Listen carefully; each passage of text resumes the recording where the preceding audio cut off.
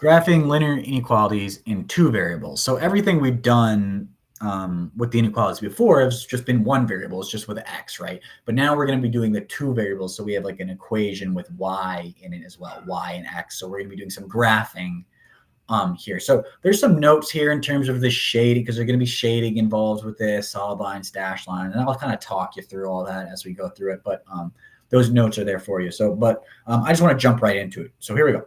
Graph the solution set to the following linear inequalities. So A, we have y is less than or equal to negative 2x plus 5. It's written in slope-intercept form, so I know my y-intercept is 5. Put it down at 5. And then my slope is negative 2, so I'm going to go down 2 over 1.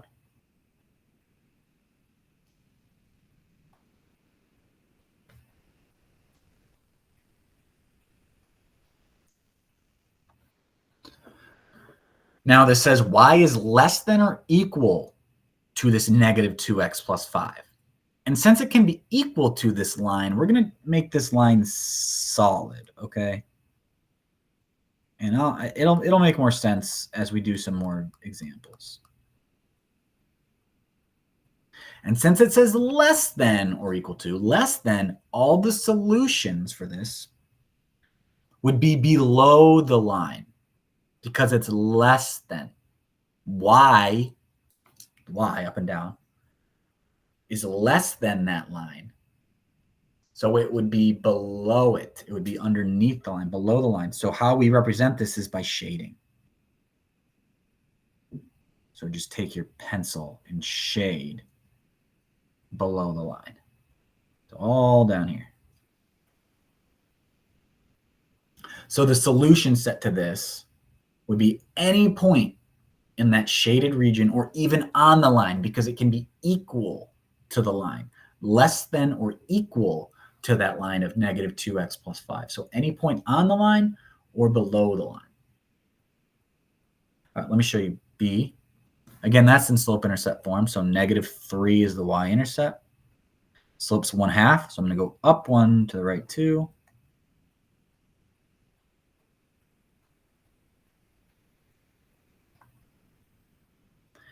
Now it says y is greater than this line. It's not including the line. It's not equal to the line. So it has to be greater than the line. Y is greater than 1/2 x minus 3. So any point on the line is not a solution. So how we represent this is with a dashed line. I'm not drawing a solid line. I'm drawing a dashed line. So I have y is greater than the 1/2 x minus 3. So not including the line, and greater than, anything greater than that would be above it. So I'm going to shade above.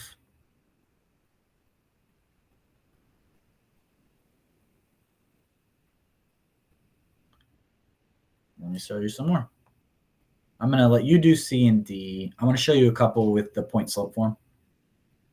It's the same concept, except now it's in point slope form. So on E, the point would be at 1, 3, and the slope would be 2. So 1, 3 is here, and then the slope is 2, so up 2 over 1. Continue the pattern this way. Now it says greater than.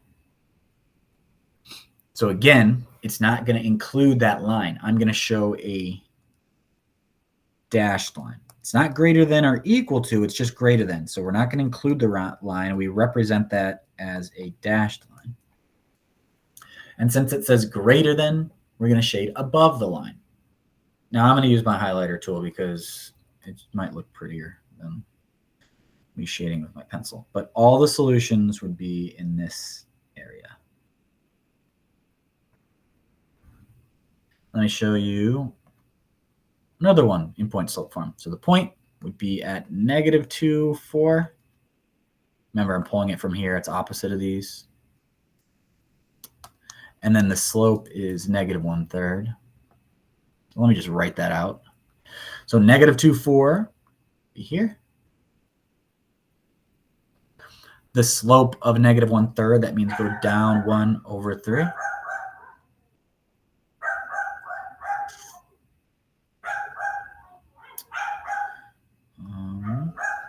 And since it's less than or equal to the line, I'm going to use a solid line. Use a solid line because it can be equal to the line. Use a solid line. It's less than or equal to the line. Solid line. And then since it's less than, again, the shading would be below it. So anything in this shaded region is a part of the solution set. Any point that's in the shaded region. Or even on the line because it can be equal to the line. Let me show you one in standard form. I'm going to show you H. So in these, you want to convert it to slope-intercept form. So I'm going to subtract the 5x. So I'll have negative 5x plus 6. And then divide by negative 2. Now remember, even when you're rearranging these formulas, if you divide by a negative, and in this case I'm dividing by negative 2, that symbol needs to go the other way. So this is going to go this way. And that's why I wanted to do H for you, because that special rule applies here. If you divide by a negative, that inequality symbol needs to change and go the other way. Negative 5 divided by negative 2 would just be positive 5/2. 6 divided by negative 2 would be negative 3. Okay, so this is what I'm going to be graphing here. So I'll just finish this one up for you here. Okay, so the y-intercept is negative 3. The slope is 5/2, so up 5/2 from that point. 1, 2, 3, 4, 5/2. Okay. Now it says less than that line, not equal to it. Oh, maybe I should put another point down here. Okay. It says less than that line, not equal to it. So we're going to do a dashed line.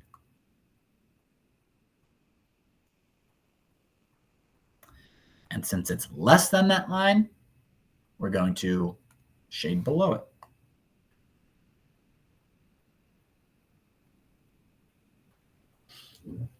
Okay. I'll let you do the, oh, let me do I and J as well, just in case you forgot these ones. Y is less than 3. So it's going to be a horizontal line where Y equals 3. And since it's less than, and since it's not equal to, we're going to have it dashed. And less than that line would be below it. Now J is a little funky, so it's X is greater than or equal to 2. So it's going to be a vertical line where X is 2. And solid because it can be equal to that line. Now it says greater than, so you might be thinking, oh, there's really no above or below this line. Well, greater than 2, all the numbers greater than 2 would be like 3, 4, 5, all these numbers, right? So we'd be shading to the right here on these kind of special cases. Greater than 2. Let me show you a word problem. It says Esther is having relatives over for dinner, is getting pizza and pasta catered. The pizza costs $12 each, and the trays of pasta are $20 each. Esther has a budget of $120 for the event. Write an inequality where the purchases of pizza and pasta would be within the budget. So I'm going to say, I'm going to call pizzas X. I'm just going to use pizzas is going to be my X. And I'm going to say pasta. Whoops. I'm going to say pasta is Y. Okay. And that makes it because my X and my Y axis. So I'm going to do that. Okay. So pizzas are $12 each. So I'm going to have 12X, 12 times my number of pizzas, plus pasta is $20 each. And I've got a budget of $120. So I'm going to say less than or equal to $120 because you can spend at most $120. So as we have it here, there's a couple of different ways you can approach this. You could convert it into y equals mx plus b, which would be fine, but I'm going to do it a little bit different way. I'm just going to find the x and y intercepts and connect them, because sometimes these numbers can get a little funky. So let's say I plug in 0 for x.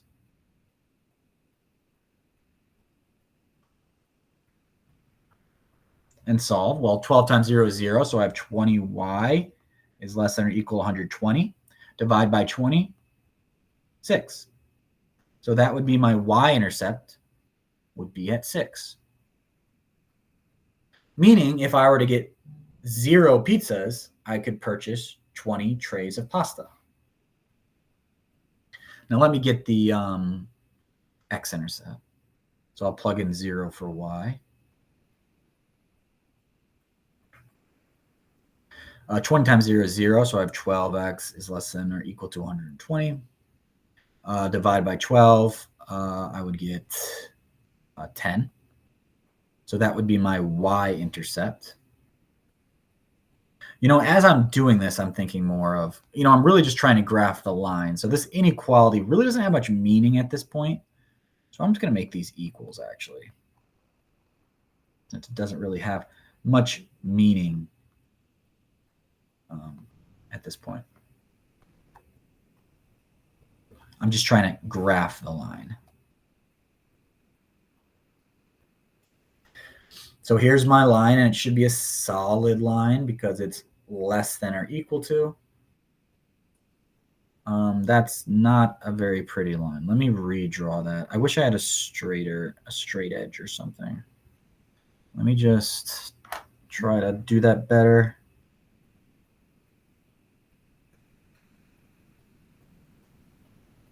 That was better. Okay. So less than or equal to that. So I'm going to put my shading below. So everything in here where I'm shading, even including the line, is a possible combination of pizzas and trays of pasta.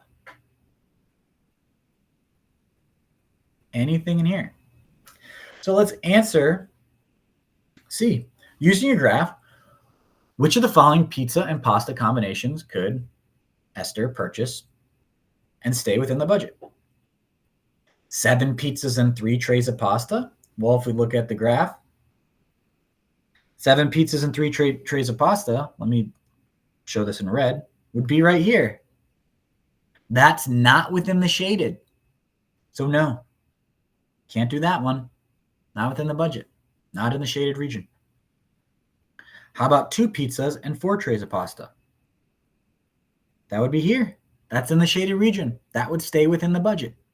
And you can check that out. 2 times 12 is 24 because it's $12 per pizza. 4 times 20 is 80. So that'd be $104, which is less than 120. So that one works. 1 pizza and 6 trays of pasta. That would not work. That's here. No good. 6 pizzas and 2 trays of pasta. That would work. It's in the shaded region. 5 pizzas and 3 trays of pasta. That one looks like it would work as well. Even if it's on the line, it works because it's a solid line. So that's the idea there. I'll let you do the rest.